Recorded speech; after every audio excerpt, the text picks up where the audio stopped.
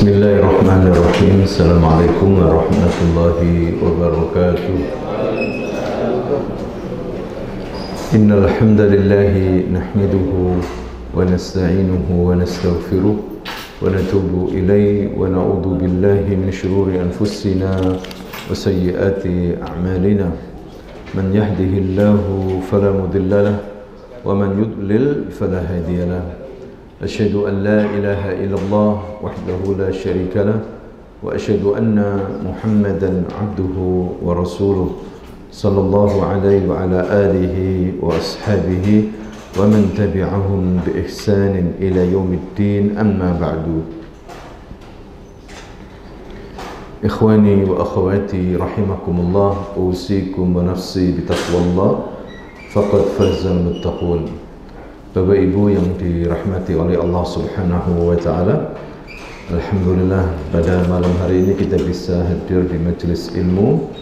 Pada malam hari ini kita kaji tentang ayat-ayat atau hadis-hadis yang disampaikan oleh Rasulullah SAW kepada umatnya, khususnya yang berkaitan dengan masalah tauhid. Ya, masalah tauhid ini penting sekali. Maksudnya kita sebagai hamba Allah diperintahkan untuk mentauhidkan Allah Subhanahu wa Ta'ala, artinya tidak berbuat syirik ya dalam ibadah, dalam doa, dalam kita mengenal Allah Subhanahu wa Ta'ala. Kemudian juga kita diperintahkan untuk mempelajari tauhid ini. Karena tauhid ini tidak hanya inti daripada dakwah Nabi Muhammad SAW saja, tapi juga seluruh para nabi, para rasul mendakwakan tauhid ini.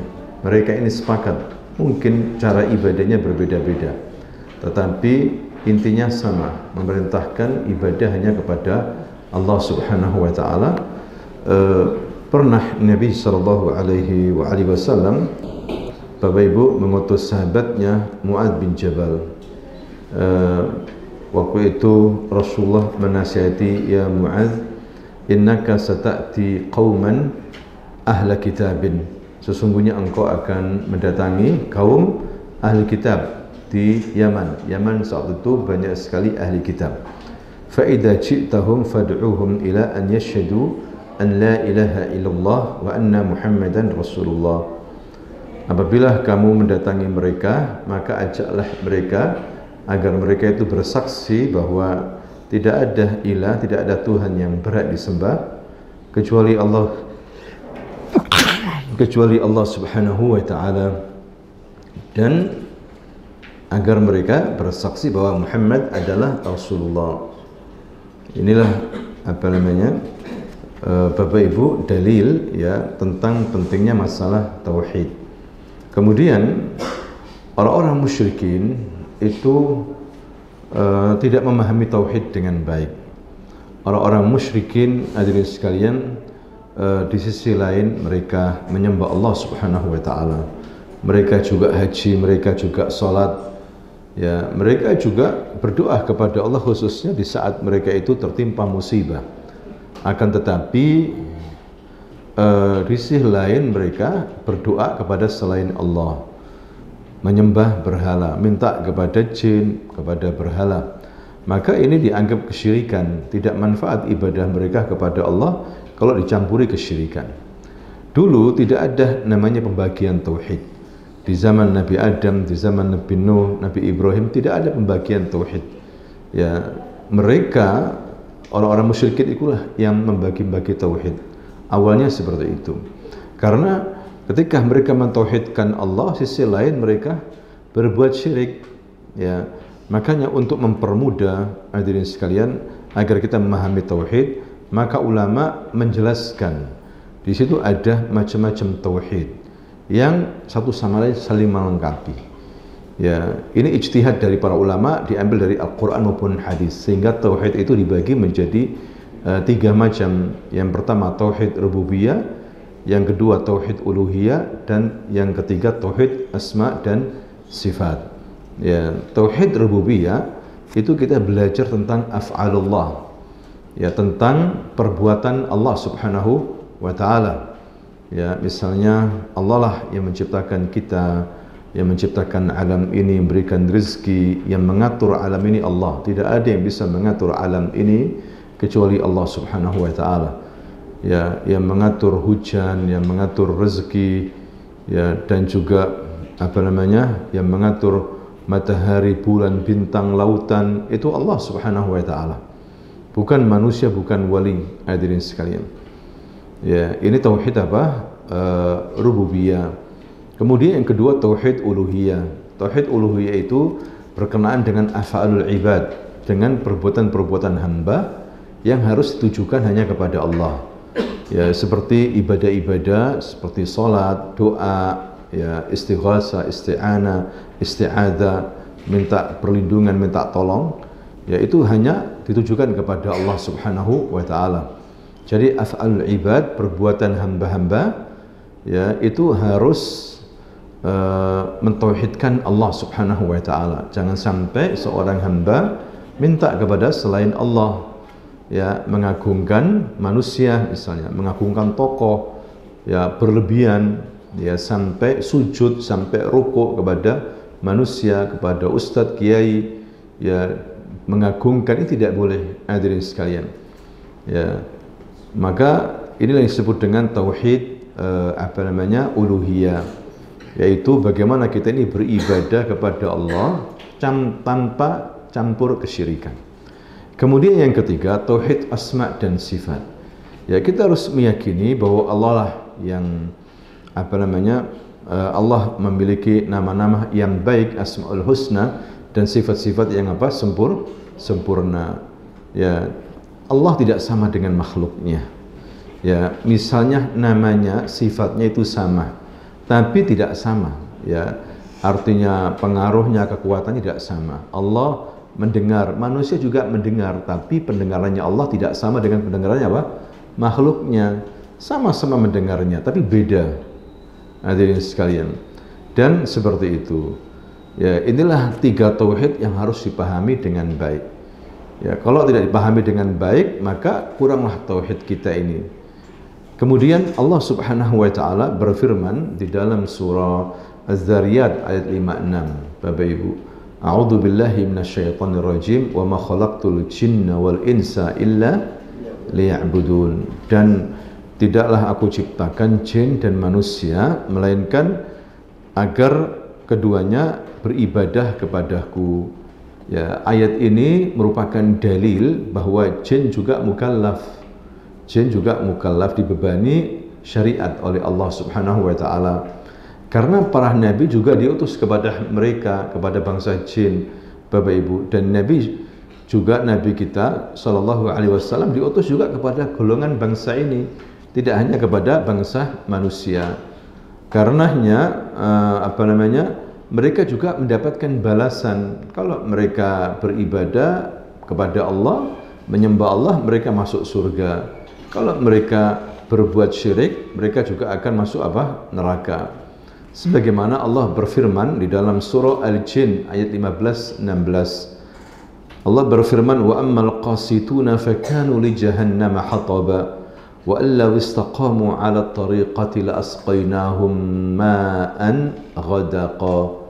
Ya, adapun kaum jin yang menyimpang dari kebenaran, maka mereka menjadi kayu api bagi neraka jahanam. Dan bahwasanya jikalau mereka tetap berjalan lurus istiqamah, ya, di jalan agama Islam ini, benar-benar kami akan beri minum kepada mereka air yang segar, rezeki yang banyak, surga. Ya, jadi di sini menunjukkan jin juga mukallaf sebagaimana manusia. Ya, kecuali binatang, hadirin sekalian, kecuali binatang tidak mukallaf. Ya, oleh karena itu jin juga berbagai macam aliran sebagaimana dunia manusia, banyak sekali aliran. Allah Subhanahu wa taala berfirman di dalam surah Al-Jin ayat 11, wa anna minna salihuna wa minna duna dzalika kunna tara'iqa qidada. Dan sesungguhnya di antara kami ada orang-orang saleh, dan di antara kami ada pula yang tidak demikian halnya, adalah kami menempuh jalan yang berbeda-beda. yakni bangsa jin ngakui sendiri. Kami ini berbeda-beda, ada yang saleh, ada yang taleh, ada yang muslim, ada yang kafir. Ya. Begitu juga Ibnu Katsir meriwayatkan dengan sanad dari Al-Amash rahimahullah. Pernah Al-Amash ini seorang ulama ahli hadis, walaupun matanya buta, dia orang ahli hadis. Ibnu Katsir membawakan riwayat dari dia ketika Al-Amash bertanya kepada jin, "Faman rafidha fikum?" Qala syarruna. Ya, Al-Amash ini bertanya, bagaimana Syiah Rafidhah menurut kalian? Mereka menjawab, paling buruknya di antara kami. Paling buruknya di antara kami. Ini menunjukkan bahwa kaum jin juga ada yang saleh, ada yang fajir, ada yang mukmin, ada yang kafir, dan juga ada yang punya aliran-aliran. Ya, tidak hanya manusia, muslim manusia, ada sunni, ada syiah. Jin juga ada gitu, ada sunni, ada apa? Ada syiah, hadirin sekalian. Ya, cuma masalahnya apakah tata cara ibadahnya sama jin dengan manusia? Ya, tentunya di sini kita ulama berbeda. Jadi jin bisa terbang, manusia tidak bisa apa? Terbang. Jadi jin kalau pergi haji mereka terbang, tawaf pun terbang, manusia tidak bisa terbang. Jadi beda-beda caranya, hadirin sekalian, tapi ujungnya sama, mentauhidkan Allah Subhanahu wa taala. Nah, ini perbedaan jin dengan manusia.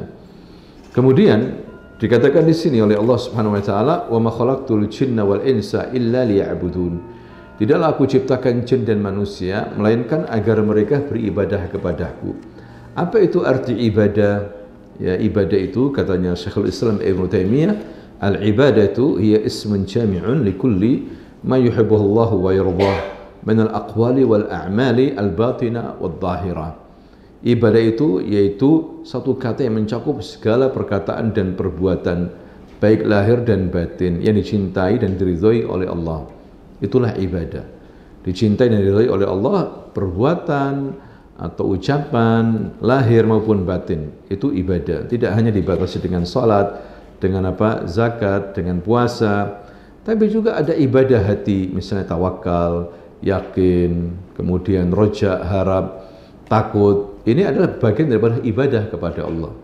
Kalau dia takutnya kepada selain Allah, dia ibadah kepada selain Allah Subhanahu wa taala. Kalau dia takutnya hanya kepada Allah, berarti dia ibadah hanya kepada Allah. Karena al-khauf termasuk ibadah yang sangat agung. Ya, khauf ibadah yang sangat agung, yaitu takut kepada Allah Subhanahu wa taala, hadirin sekalian. Nah, itu ibadah. Jadi ibadah ini adalah suatu tujuan yang paling mulia bagi manusia di muka bumi ini, hadirin sekalian. Makanya nanti orang-orang kafir menyesal karena mereka tidak mau ibadah. Ya, ketika para hewan-hewan ternak di akhirat nanti akan diqisas, kemudian akhirnya mereka menjadi tanah. Ya, maka orang kafir mengatakan apa? Ya laitani kuntu turaba. Ya Rabb, seandainya aku jadi tanah aja kayak binatang lebih enak. Tapi tidak bisa. Mereka akan hisab, mereka akan diazab oleh Allah Subhanahu wa taala karena waktu di dunia mereka tidak ibadah kepada Allah Subhanahu wa taala atau ibadahnya salah, menyekutukan Allah Subhanahu wa taala. Ya, maka hakikatnya Bapak Ibu, hidup kita ini untuk ibadah. Tapi kenyataannya ibadah kita ini sedikit. Ya kan? Salat paling berapa menit, kemudian ngaji, kemudian zikir, baca Quran berapa menit. Kebanyakan aktivitas kita kerja, kemudian apa lagi, main-main, ya kan, kemudian apa lagi, tidur tidur, ya kan. Ibadah kita hakikatnya sedikit. Maka karena tujuan hidup kita untuk ibadah, kalau bisa semua hidup kita ibadah, bagaimana caranya? Jadi kalau bisa kita niatkan kerja itu untuk ibadah, maka berpahala. Makan pun, minum pun, kalau kita niatkan karena Allah ibadah, maka itu berpahala, menjadi ibadah. Saya makan dan minum supaya saya sehat, supaya saya bisa ibadah, maka itu adalah bentuk ibadah. Ya, tinggal niatnya saja, Bapak Ibu. Ya, Bapak Ibu apa namanya? Olahraga kalau niatnya untuk ibadah maka itu berpahala ibadah juga. Saya olahraga ini supaya saya bisa apa namanya bekerja, saya bisa berjihad, saya bisa. Ini adalah bentuk daripada ibadah. Ini bedanya antara orang muslim dan orang apa kafir. Tapi kalau hanya murni dunia saja, maka itu tidak baik. Padahal tujuan kita hidup di dunia itu apa? Ibadah. Begitu. Apa namanya Bapak Ibu, makanya Allah Subhanahu wa taala berfirman wala tansa nasibaka minad dunya, jangan lupakan kehidupanmu di dunia, tapi niatkan apa namanya untuk ibadah dunia kita, ya jangan sampai hanya dunia saja, menyembah dunia, ya gila dunia. Maka ini dicelah oleh Nabi Shallallahu Alaihi Wasallam. Nabi pernah mengatakan ta'is abdud dinar wa dirham wal khamisah. Ya celakalah penyembah dinar, penyembah dirham dan penyembah baju-baju mewah. Ya pikirannya hanya uang saja. Ya hanya untung saja. Tapi tidak ada niatnya ibadah. Ini dicelah oleh Nabi Shallallahu Alaihi Wasallam. Jadi hadirin sekalian, niatnya, hatinya tergantung hanya kepada dunia saja. Kemudian firman Allah yang kedua yaitu surah An-Nahl ayat 36. Allah Subhanahu wa taala berfirman, "Walaqad ba'atsna fi kulli ummatir rasulan an i'budullaha wajtanibut taghut." Ya, dan sesungguhnya kami telah mengutus rasul pada setiap umat untuk menyerukan kepada kaumnya, beribadahlah kalian kepada Allah saja dan jauhi taghut. Ya. Jadi ayat yang kedua ini menguatkan ayat yang pertama yang kita baca tadi, Bapak Ibu. Jadi ibadah adalah tujuan penciptaan manusia dan jin. Kemudian yang kedua adalah kita disuruh meninggalkan tauhid. Disuruh meninggalkan apa? Tauhid. Nah, tauhid itu apa?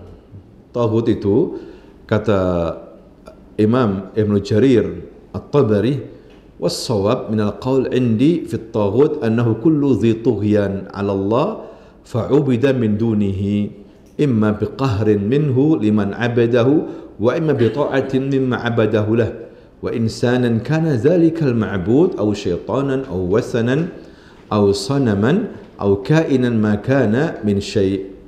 Ya, pendapat yang benar menurutku tentang tauhid yaitu semua yang melampaui batasan diibadahi selain Allah Subhanahu wa taala, apakah itu dengan paksaan darinya kepada orang yang menyembahnya ataukah karena ketaatan orang yang menyembahnya kepadanya, apakah yang disembah itu manusia, setan, berhala, patung apapun, ini bagian daripada tauhid. Ada yang mengatakan ditambah juga kullu man ubida min dunillah fa huwa radin anhu, orang yang disembah selain Allah atau setan yang disembah selain Allah dan yang disembah ini ridho. Ya, ada manusia yang menyembah nabi, tapi Nabi enggak ridho karena Nabi tidak pernah memerintahkan manusia untuk menyembah dirinya. Paham ya? Ya, ketika mati disembah, ulama bisa disembah, mereka menyembah kuburannya ulama.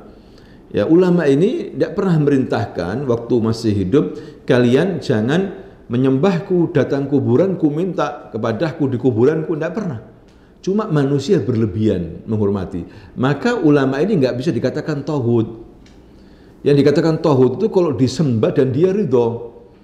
Hadirin sekalian, ada tokoh ya muridnya itu sampai sujud, dia senang dengan pemandangan seperti ini.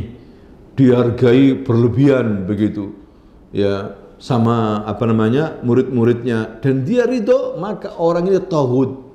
Dan kita disuruh meninggalkan tauhid. Jangan dekati tauhid itu. Makanya dalam Islam orang yang bertauhid itu tidak mengagungkan manusia sama sekali. Ya, kalau manusia itu berjalan sesuai dengan Allah dan Rasulnya kita hargai. Tapi kalau enggak kita hargai. Siapapun, walaupun dia menyandarkan nasabnya ke keluarga Nabi, ahli bait, tidak bisa. Ya, kalau perangainya, akidahnya rusak, tidak ada penghormatan sama sekali. Ya, ini ahli tauhid, hadirin sekalian. Ya, jadi orang yang bertauhid itu tidak mudah untuk taklid buta, itu tidak mudah. Ya, karena tauhidnya kuat. Dia hanya mengagungkan siapa? Allah dan Rasulnya. Ya, tidak mungkin minta-minta kepada para wali yang sudah mati, tidak mungkin, hadirin sekalian. Karena itu bukan ajarannya Nabi. Dan semua Nabi memerintahkan untuk bertauhid. Walaupun tata caranya mungkin berbeda-beda ya. Mungkin cara sholatnya juga, rukuknya mungkin beda dengan ajaran Nabi Muhammad SAW. Tapi akidahnya sama, tauhid. Sebagaimana Nabi SAW bersabda di sini, al-anbiya'u ikhwatun min allad wa ummatuhum syatta wa dinuhum wahid. Putra para nabi itu saling bersaudara. Ya, sebab ibu mereka yang berbeda-beda, agamanya mereka satu. Hadirin sekalian, agamanya mereka apa? Satu. Ya, inilah pendapat para ulama Ahlus Sunnah wal Jamaah. Mayoritas mereka itu seperti itu. Jadi dakwah para nabi itu tauhid, hadirin sekalian. Maka di sini para tokoh-tokoh pluralisme agama ya terbantahkan. Mereka itu mengatakan yang disepakati itu bukan masalah tauhid. Yang disepakati itu para nabi itu masalah keadilan, masalah kesamaan, masalah kemanusiaan, kebebasan, bukan masalah tauhid. Tauhid berbeda-beda. Lah. Para nabi dakwanya mereka apa? Satu, yaitu apa? Tauhid. Hadirin sekalian. Ya. Makanya nabi-nabi juga menyuruh kepada tauhid, hadirin sekalian. Tidak menyuruh kepada kekuasaan. Ya, tauhid dulu. Makanya Nabi ketika 13 tahun di Mekah tidak berbicara masalah kekuasaan. Bagaimana menghancurkan kekuasaannya Abu Jahal, pemerintahnya Abu Jahal.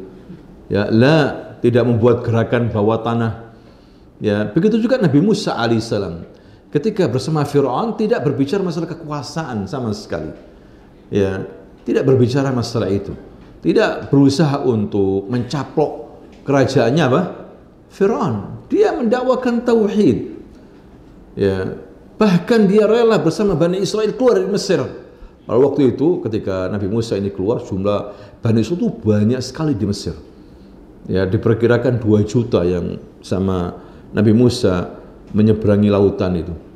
Ya, kalau Nabi Musa punya insting ya, ingin memberontak Firaun, bisa aja menyuruh Bani Israel. Ayo Bani Israel berontak Firaun karena Firaun taghut, karena Firaun kafir. Ya, mati, enggak ada masalah mati syahid. Kan begitu. Tapi Nabi Musa enggak. Nabi Musa berbicara masalah tauhid. Sembahlah Allah ya Firaun. Iman kepada Allah. Lakal jannah fil akhirah wa lakal mulk fil Mesir. Berimanlah kamu kepada Allah, kamu dapat surga nanti di akhirat dan kamu tetap jadi raja di Mesir. Aku tidak menggantikan kamu sebagai raja Mesir. Ini juga mengkritik ya para tokoh-tokoh aktivis sekarang ini. Ya, dakwahnya mereka lupa masalah tauhid. Kebanyakan masalah politik guys ya. Tiap hari masalah apa? Politik terus. Lupa masalah tauhid. Akhirnya mereka dengan dakwah tauhid itu kayak malas, khawatir nanti pecah belah, tidak dapat pengikut. Dikit-dikit bicara syirik, dikit-dikit bicara bid'ah. Nanti nggak ada yang nyoblos ini. Ya, nggak ada yang nyoblos partaiku nanti. Ya, akhirnya hanya yang didakwakan persamaan, masalah akhlak seperti itu. Itulah dakwah politik. Tapi sama saja juga sama, kalah tetap kalah hadirin sekalian. Karena tidak dimulai dengan tauhid. Bagaimana mereka bisa kemudian memenangkan agama Islam ini? Tidak mengikuti cara Nabi. Ya, Nabi tidak bicara masalah kekuasaan. Ya, ketika di mana? Di Mekah. Baru setelah hijrah, ketika Nabi sudah kuat di Madinah, baru bicara kekuasaan. Hadirin sekalian. Jadi akidah dulu, baru apa? Kekuasaan. Bukan tiap hari politik. Kita harus politik. Kalau nggak politik, dipolitiki. Tiap hari politik. Padahal masyarakat banyak nggak ngerti tauhid, banyak berbuat apa? Syirik, banyak perdukunan, diam saja. Ya, kalau saya berbicara ini nanti saya dituduh memecah belah, dituduh Wahabi, dituduh macam-macam. Lebih baik saya diam saja. Saya bicara akhlak saja. Ya, nggak ada yang menentang akhlak. Siapa yang menentang? Ya, ketika berbicara jujur, nggak ada yang menentang, semua sepakat. Jujur itu bagus, hadirin sekalian. Ya, tapi bahaya. Ya, masyarakatnya hidup penuh dengan khurafat. kesyirikan, diam saja. Terus bagaimana bisa dimenangkan sama Allah Subhanahu wa taala? Hadirin sekalian. Nah, itulah pentingnya masalah tauhid ini.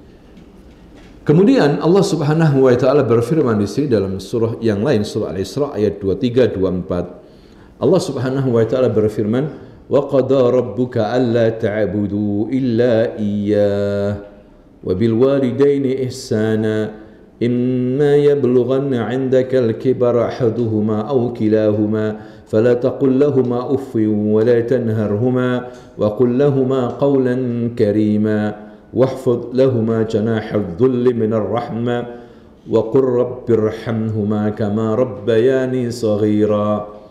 Dan Tuhanmu telah memerintahkan supaya kamu jangan beribadah kecuali hanya kepadanya saja, dan hendaklah kamu berbuat baik kepada ibu bapakmu dengan sebaik-baiknya. Jika seorang di antara kamu atau keduanya, kedua-duanya masih hidup berumur lanjut dengan pemeliharaanmu ada di sisimu, maka sekali-sekali janganlah kamu mengatakan kepada keduanya perkataan dan janganlah kau membentak mereka, dan ucapkanlah kepada mereka perkataan yang mulia, dan rendahkanlah dirimu terhadap mereka berdua dengan penuh kesayangan, dan ucapkanlah, doakanlah, wahai Tuhanku, kasihilah mereka keduanya sebagaimana mereka berdua telah mendidik aku waktu masih kecil. Nah, sekali lagi hadirin sekalian, pertama ada pesan. Yang pertama, kita disuruh beribadah, mentauhidkan Allah. Ya, di sini ada nafi dan ada isbat. Nafi itu apa? Jangan berbuat syirik. Ya, isbat kita menuhankan Allah sebagaimana la ilaha illallah. Orang yang bertauhid harus mengingkari kesyirikan. Orang yang bertauhid harus apa? Mengingkari kesyirikan. Kalau dia tidak mengingkari kesyirikan, tauhidnya enggak sempurna. Makanya ada ucapan la ilaha illallah. La ilaha itu apa? Nafi, mengingkari. Mengingkari segala bentuk Tuhan-Tuhan. Tidak ada Tuhan-Tuhan itu tidak ada. Illallah dan isbat, penetapan. Tuhan itu hanya siapa? Allah Subhanahu wa taala. Jadi kalau orang yang bertauhid meniadakan segala bentuk Tuhan-Tuhan. Tidak boleh orang yang bertauhid mengatakan semua agama sama, yang padahal yang satu menyembah sana, menyembah ini, menyembah batu, menyembah Yesus, menyembah semuanya sama. La, tidak boleh. Batal syahadatnya. Hadirin sekalian. Ya, keyakinan pluralisme apa? Agama. Tidak boleh. Harus ada nafi, pengingkaran. Orang yang bertauhid harus mengingkari kesyirikan, mengingkari orang kafir. Ya. Tidak boleh sama seperti itu, dan menetapkan Tuhan itu hanya siapa?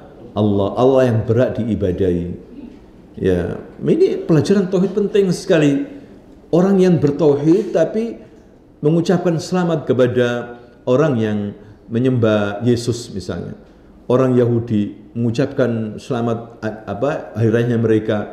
Ya, padahal mereka ini dilaknat oleh Allah Subhanahu wa taala. Kok diucapkan selamat? Bisa kufur kita ini, Bapak Ibu. Mana tauhidnya ini? Tauhid itu yaitu mengingkari kekufuran, kesyirikan, dan menetapkan Allah yang berat disembah, seperti itu. Kemudian yang kedua, perintah untuk berbuat baik kepada kedua orang tua. Ya, ini penting sekali.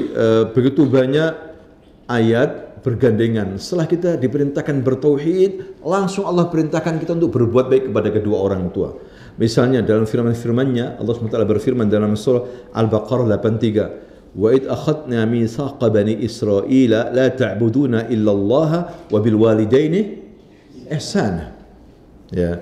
Kemudian juga Nabi Isa alaihissalam pernah berkata, diabadikan dalam surah Maryam ayat 31-32, "Wa awsani bis salati waz zakati ma dumtu hayya wa barram bi walidati." Ya, dan dia, Allah memerintahkan kepadaku mendirikan salat dan menunaikan zakat selama aku hidup, dan memerintahkan aku untuk berbakti kepada ibuku. Ya. Kemudian dalam surah Luqman ayat 14, "Anishkurli wali walidaik ilayyal masir." Perintah Allah agar kita bersyukur kepada Allah, bersyukurlah kalian kepadaku, dan bersyukurlah kepada kedua orang tuamu. Ya. Kemudian juga Rasulullah SAW bersabda, ridha Rabb fi ridhal walid wa sukhtir Rabb fi sukhtil walid. Ridha Allah tergantung pada ridhonya siapa? Kedua orang tua. Murkanya Allah tergantung kepada murkanya orang tua. Ya. Nah, inilah hadirin sekalian pentingnya berbakti kepada kedua orang tua. Ya, terutama di saat mereka sudah tua. Ya, dan di sini Allah berikan motivasi agar kedua orang tua tinggal bersama kita. Dalam firman-Nya tadi itu, indakal kibar. Mereka berdua di saat sudah tua ada di sisimu. Jadi orang tua, ya, kalau bisa di saat mereka tua tinggal bersama kita, bukan kita sebagai anak-anaknya saling melempar. Udah sama kamu aja, sama kamu. Nah, ini tidak boleh. Hadirin sekalian, bagaimana orang tua kita waktu itu walaupun anaknya banyak pun dia senang ya mengasuh kita, kan begitu. Tapi kita mengasuh kedua orang tua agak berat. Ya, nah ini tidak bagus seperti itu. Ya, bahkan kalau bisa ditaruh di pantai jompo misalnya. Tidak boleh seperti itu. Ya, kalau bisa kita rebutan sebagai anak, kalau bisa ada di rumah kita, dan kita harus berbuat baik sama mereka berdua, lemah lembut, ya. Pilih kata-kata yang baik, kita hormati, ya, seperti itu. Kemudian juga kita harus disuruh tawadhu, rendah diri. Jangan sampai kita sombong, menyakiti hadirin sekalian. Ya. Kemudian kita doakan, jangan mendoakan kedua orang tua di saat sudah mati saja. Ini perintahnya di saat mereka masih hidup. Doakan rabbighfirli wali walidayya warhamhuma kama rabbayani shaghira. Ada anak mendoakan ketika orang tua sudah mati. Ketika masih hidup nggak pernah didoakan. Ya, ini juga salah.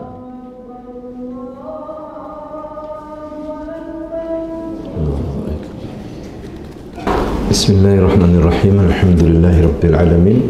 Wassalatu wassalamu ala asyrafil anbiya'i wal mursalin nabiyina Muhammadin wa ala alihi washabbihi ajma'in. Amma ba'du.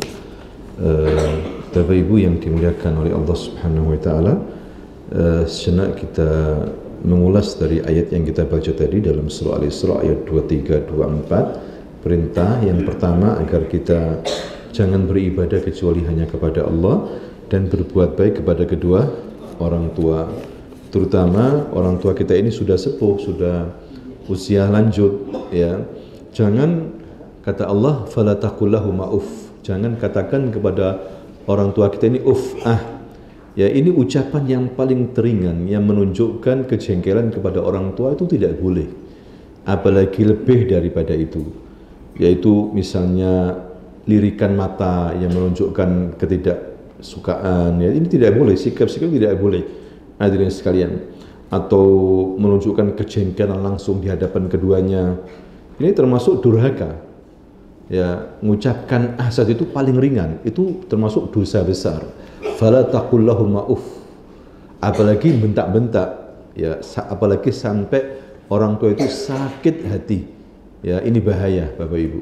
Ini akan menjadi malapetaka bagi anak, ya, sampai orang tuanya sakit seperti itu.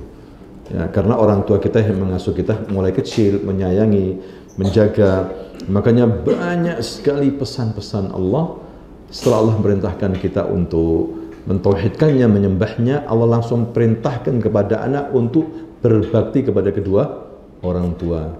Ya, inilah yang bisa saya sampaikan, mudah-mudahan bermanfaat. Ya, sampai di sini ada pertanyaan, Bapak Ibu? Ada yang mau bertanya? Silakan. Tidak ada?